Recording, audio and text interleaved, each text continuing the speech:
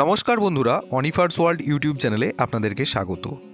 এই নোটিফিকেশনটা যেটা আমি আপনাদের সাথে শেয়ার করছি সেটা বেশ কয়েকদিনের পুরানো হলেও এই নোটিফিকেশনটি কিন্তু অত্যন্ত গুরুত্বপূর্ণ।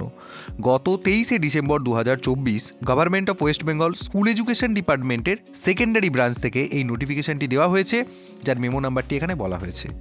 এই নোটিফিকেশনটি স্পেশালি যে সমস্ত নন গভর্নমেন্ট অথবা এডেড বা স্পন্সার্ড যে সমস্ত এডুকেশনাল ইনস্টিটিউশনগুলি রয়েছে এবং সেখানে যে সমস্ত শিক্ষক শিক্ষিকারা চাকুরিরত তাদের জন্য এই নোটিফিকেশানটি কিন্তু অত্যন্ত গুরুত্বপূর্ণ। সাথে সাথে এই নোটিফিকেশানটাকে কিন্তু রোপা 2019-এর একটা ক্ল্যারিফিকেশান হিসেবেও কিন্তু ধরা যায়, ফার্দার ক্ল্যারিফিকেশান বলা যায়। তো এখানে হাইলাইট করা অংশে বলা হচ্ছে, দেখুন, West Bengal recognised non government sponsored or aided institutions are found to reach the last cell maximum pay of the particular pay level beyond which no further increment is admissible to them। মানে এখানে রোপা 2019-এর pay structure, যে revise pay structure, সেই rules অনুযায়ী দেখা গেছে যে কিছু সংখ্যক এমপ্লয়ি এমন রয়েছেন যারা West Bengal recognised non government sponsored বা এডেড ইনস্টিটিউশনগুলিতে কর্মরত। দেখা যাচ্ছে যে তাদের যে লাস্ট বা ম্যাক্সিমাম পে যেটা, সেটা একদম পে ম্যাট্রিক্স লেভেলের লাস্ট সেলে গিয়ে পৌঁছে গেছে এবং যে কারণে দেয়া হচ্ছে কি no further increment is admissible to them. এবং যেহেতু ওনারা একদম লাস্ট পে লেভেলে পৌঁছে গেছেন, সেক্ষেত্রে তাদের ইনক্রিমেন্ট কিন্তু স্টপ করে দেওয়া হয়েছিল। এবার ব্যাপার হচ্ছে, the question of allowing stagnation increment in such cases has under consideration of the government for some time past.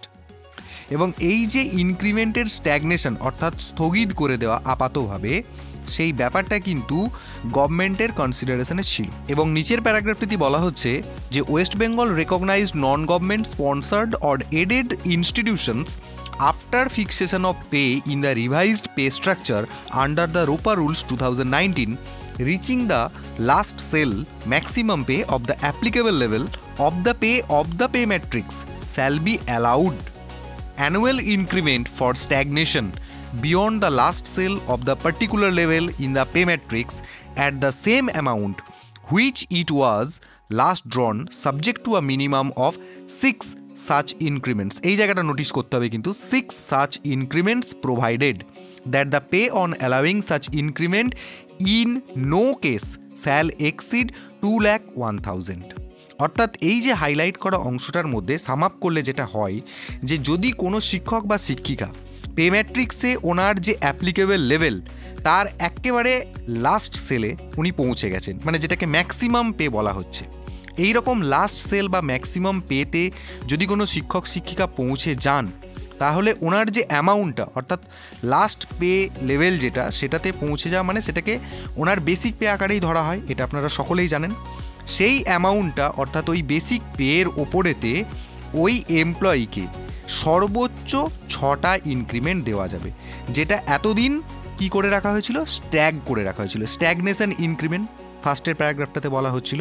এখন সেটাকে কি করে দেওয়া হলো, অ্যালাউ করে দিয়ে সেটাকে বলা হচ্ছে যে ম্যাক্সিমাম 6টা ইনক্রিমেন্ট দেওয়া যাবে ওই সেম লেভেলেতেই। এবং সাথে সাথে এটাও বিবেচ্য বিষয় যে সেই ইনক্রিমেন্ট দিতে দিতে যাতে করে সেই অ্যামাউন্টটা কখনোই যেন 2,01,000 টাকার বেশি না হয়ে যায়।